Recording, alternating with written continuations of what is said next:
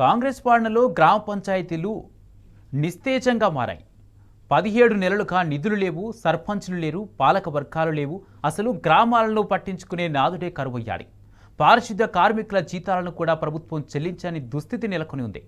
కాంగ్రెస్ అధికారంలోకి వచ్చాక పల్లెల్లో పాలన మొత్తం అస్తవ్యస్తంగా తయారైంది.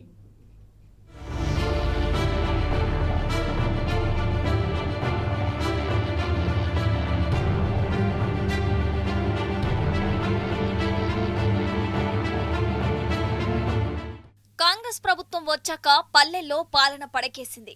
పంచాయతీలను పట్టించుకునే నాదుడే లేకుండా పోయారు. 17 నెలలుగా సర్పంచులు లేరు. గత సంవత్సరం కాలంగా గ్రామాల అభివృద్ధికి ఒక్క రూపాయిని కూడా ప్రభుత్వం విడుదల చేయలేదు. గత బీఆర్ఎస్ ప్రభుత్వం పల్లెలకు అధిక ప్రాధాన్యతనిచ్చింది. పల్లె ప్రగతి నిధుల్ని నెల నెలా టంచనగా విడుదల చేసేది. దీంతో పాటు 15 ఆర్థిక సంఘం నిధులు, ఎన్ఆర్ఈజీఏ నిధులు, ఎస్ఎఫ్సి నుంచి నిధులు పంచాయతీలకు అందేవి. ఆ నిధులతో ఎలాంటి డోకా లేకుండా పల్లె పాలన చేసేవారు గ్రామ సెక్రటరీలు, సర్పంచులు. కానీ నేడు పరిస్థితి తారుమారైంది. పల్లెల్లో పాలన పడికేసింది. పారిశుద్ధ పనులు జరగక దుర్గంధం కొడుతున్నవి గ్రామాలు. అంటువ్యాధులు, సీజనల్ వ్యాధులు ప్రబలుతున్నాయి. ఈరోజు తెలంగాణ రాష్ట్రంలో ఉన్నటువంటి దాదాపు 1100 గ్రామ పంచాయతీలో గ్రామ పంచాయతీ వ్యవస్థ అస్తవ్యస్తంగా ఉన్నది. సర్పంచుల పదవి కాలం ముగిసి 1 సంవత్సరంన్నర కాలం అవుతున్నా కూడా ఇక్కడ ఎలక్షన్ పెట్టే పరిస్థితి లేదు. గ్రామాలలో సర్పంచులు పదవులలో లేకపోవడం వల్ల కార్యదర్శులు, పంచాయతీ కార్యదర్శులు నిర్వహణలో గ్రామ పంచాయతీలు నిర్వహించడం జరుగుతుంది.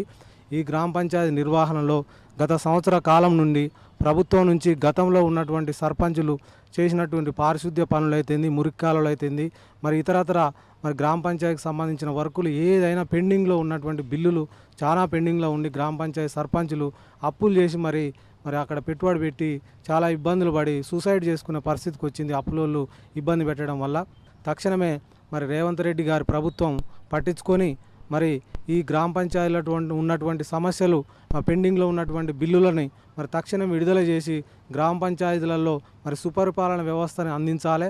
గత 6 నెలలుగా పారిశుద్ధ కార్మికులు, వాటర్మెన్లు, ట్రాక్టర్ డ్రైవర్ల జీతాలను ప్రభుత్వం చెల్లించడం లేదు. దీంతో పస్తులు ఉండాల్సిన దుస్థితి ఉందని కార్మికులు వాపోతున్నారు. మరోవైపు ట్రాక్టర్ల కిస్తీలు కట్టేందుకు, వాటిల్లో డీజిల్ పోసేందుకు కూడా నిధులు లేక ట్రాక్టర్ల తాళాలను ఎంపీడీఓలకు అప్పజెప్పి చేతులు దులుపుకుంటున్నారు పంచాయతీ సెక్రటరీలు. చాలా గ్రామాల్లో ట్రాక్టర్లు అమ్ముకుపడ్డాయి. ప్రభుత్వం నుంచి ఆనా పైసా నిధులు రాకపోవడంతో పంచాయతీ సెక్రటరీలపై ఒత్తిడి పెరుగుతోంది. సొంత డబ్బులతో తాగునీటి సరఫరా చేసి బోల్డర్ రిపేర్లు చేయిస్తున్నారు. దీంతో అప్పుల పాలవుతున్నారు. ఇప్పటికే కొందరు లాంగ్ లీవ్లు పెట్టి బాధ్యతల నుంచి తప్పించుకోగా, ఇంకొంతమంది తమ వల్ల కాదు బాబోయ్ అంటూ ఉద్యోగాన్ని వదిలేస్తున్న పరిస్థితి దాపరించింది.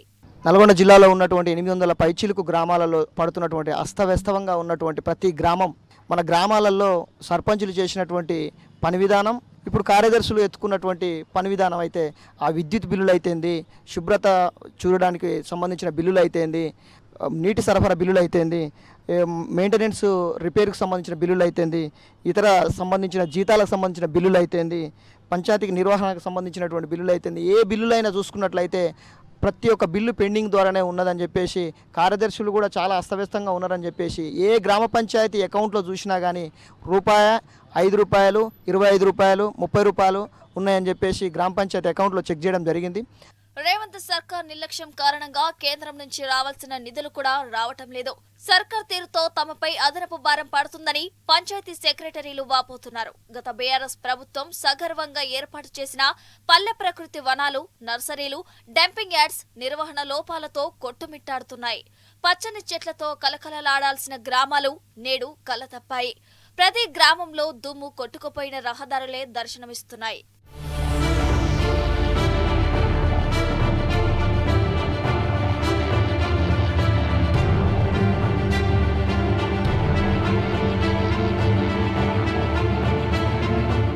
ఇప్పటికైనా రాష్ట్ర ప్రభుత్వం మొద్దు నిద్ర వీడాలని మాజీ సర్పంచులు డిమాండ్ చేస్తున్నారు. గత బీఆర్ఎస్ ప్రభుత్వం విడుదల చేసిన విధంగానే నెల నెలా టెన్షన్ గా పంచాయతీలకు నిధులు విడుదల చేయాలన్న డిమాండ్లు పెరుగుతున్నాయి.